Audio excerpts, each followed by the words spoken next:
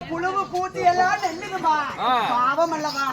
ஒரு வீட்டுக்கு வர நாத்தனாங்களே என்னாத்துமே கவனிக்க சரியா இங்க வாடி மூச்சை பாரு எப்படி வந்திருக்கான்னு தேவடைய முண்டையாட்டம் வந்திருக்கிறா கழுத்துல ஒண்ணு இல்ல காதுல ஒண்ணு இல்ல மூக்குல ஒண்ணு இல்ல எப்படி வந்திருக்கா மூஞ்சில முடிச்சா கூழு கிடைக்குமா புரியலையே என்னது கழட்டி போடுறது சம்பாரிச்சு கொடுத்தியா நீ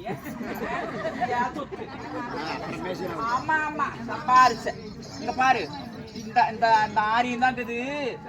7 வருஷத்து ஆரியம் இதுக்காக என் வீட்டுல ஒண்ணும் இல்ல நானே ஒரு வேளை தான் சாப்பிடுறேன் ஒரு வேளை சாப்பிட்டு எப்படி அரைச்சு போயிட்டு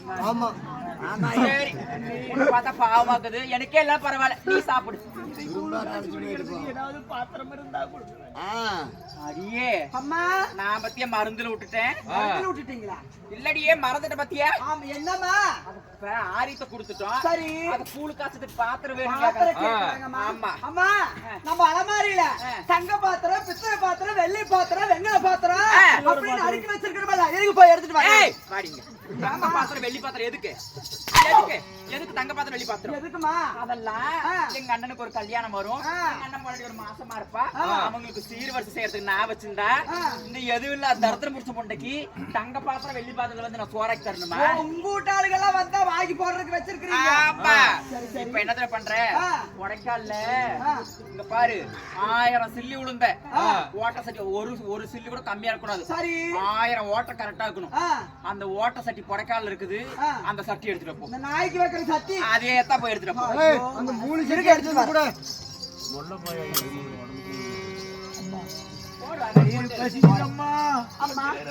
நீங்க கேட்ட மாதிரியே அம்மா பொத்தல கொஞ்சம் கம்மியா இருக்க மாட்டிருக்கு அப்படியே கொண்டு போய் கொடுத்துடலாமா அப்படியே கொண்டு போய் கொடுத்துடலாம் இதுல எங்கேயும் ஓட்ட கம்மியா இருக்குது ஆயா இது ஓட்ட போடணும்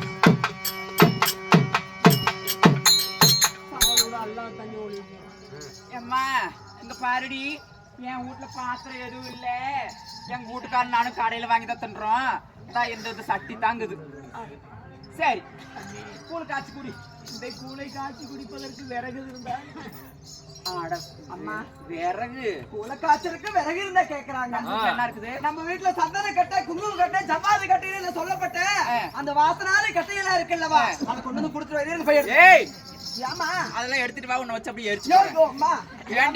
சந்தன கட்டை குங்கும கட்டை ஜவ்வாது கட்டை இதெல்லாம் என் சொந்த பந்தம் வந்துச்சுன்னா தண்ணி காய வைக்கிறதுக்கு மனமனமா இருக்கணும் அதனாலதான் இதெல்லாம் வச்சிருக்க என் சொந்த பந்தத்துக்கு அவசரம் அதனால எங்க பாரு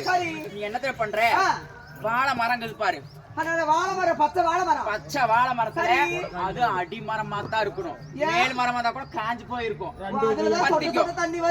அடிமரமா தான் சொட்டு சொட்டு தண்ணி வரும் பச்சையா இருக்கு பத்தி எரியாது அதனால அந்த அடி வாழை மரத்தை எடுத்துட்டு அப்படியா ஆமா சரி சரி இருங்க வர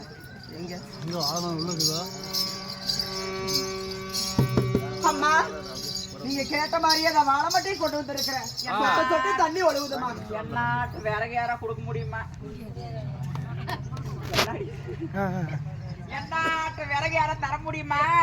இப்படி மனசெல்லாம் வேணும் உங்களுக்கு அப்பேற்பட்ட மனசுமா நல்ல மனசு நல்ல மனசு பாருடி இந்த விறகுத்தாமா இருக்குது இதை வச்சு பத்த வச்சு கூடி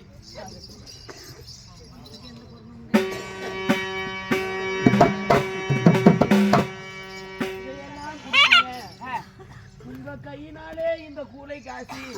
எங்களுக்கு ஊத்தினா உங்களுக்கு ஒரு புண்ணியம் கிடைக்காது என் கையில குடிச்சாத்தான் புண்ணியமா இருக்குமா நான் எப்பேற்பட்ட பத்தினி